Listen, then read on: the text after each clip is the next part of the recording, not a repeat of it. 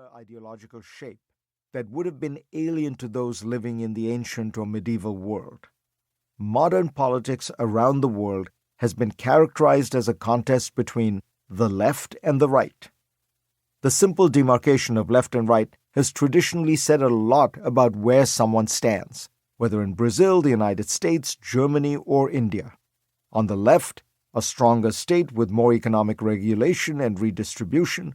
On the right, a freer market with less government intervention. This left-right divide has long dominated the political landscape of the world, defining elections, public debates, and policies, even provoking violence and revolution. But these days, this fundamental ideological division has broken down. Consider Donald Trump and his run for the presidency in 2016. Trump was a departure from the past in so many ways: his bizarre personality, his ignorance of public policy, and his flouting of democratic norms. But perhaps the most significant sense in which Trump was different was ideological. For decades, the Republican Party had espoused a set of ideas that could be described as the Reagan formula. Ronald Reagan became an extraordinarily popular Republican by advocating limited government, low taxes, cuts to government spending, a muscular military, and the promotion of democracy abroad.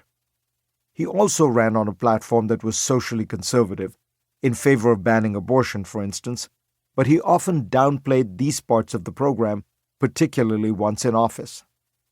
To his many fans, Reagan was a sunny, optimistic figure who celebrated America's free markets, openness to trade, and generous immigration policies, and wanted to spread its democratic model to the rest of the world.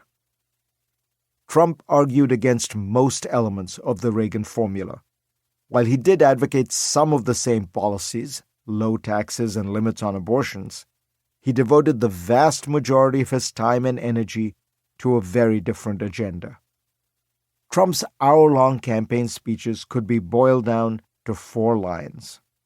The Chinese are taking away your factories. The Mexicans are taking away your jobs. The Muslims are trying to kill you. I will beat them all up and make America great again. It was a message of nationalism, chauvinism, protectionism, and isolationism. Trump broke with many core elements of Republican economic orthodoxy, promising never to cut entitlements like Social Security and Medicare, which reversed decades of Republican fiscal conservatism. He denounced George W. Bush's military interventions in Afghanistan and Iraq, and condemned his geopolitical project of spreading democracy.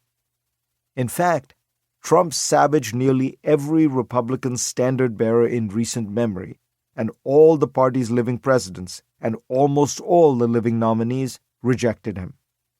And while genuflecting before the Reagan myth, Trump could not have been more different.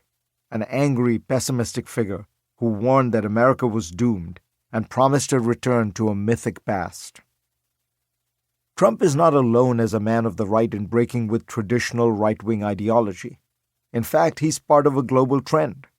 In Britain, the Conservative Party under Boris Johnson openly embraced a policy of big spending. He and other advocates of Brexit ignored conservative economists who insisted the United Kingdom would suffer from losing free trade with the European Union. Hungary's populist leader, Viktor Orban, freely mixes big government programs with attacks on immigrants and minorities. Italy's right-wing leader, Giorgia Meloni, denounces consumerism and market capitalism while building a new nationalist movement based on identity, ethnic, religious, and cultural. Outside Europe, Narendra Modi in India has promoted economic growth and reform, but he and his party have also zealously pursued an agenda of Hindu nationalism at the expense of Muslims, Christians, and other minorities.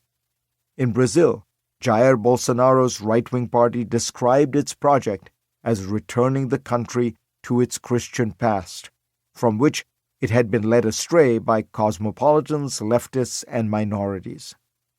Left-wing movements have also cropped up that share with their right-wing counterparts a scorn for the establishment and a desire to take down the existing order. Figures like Bernie Sanders in the US and Jeremy Corbyn in the UK have failed to gain power, but left-wing populists have won control.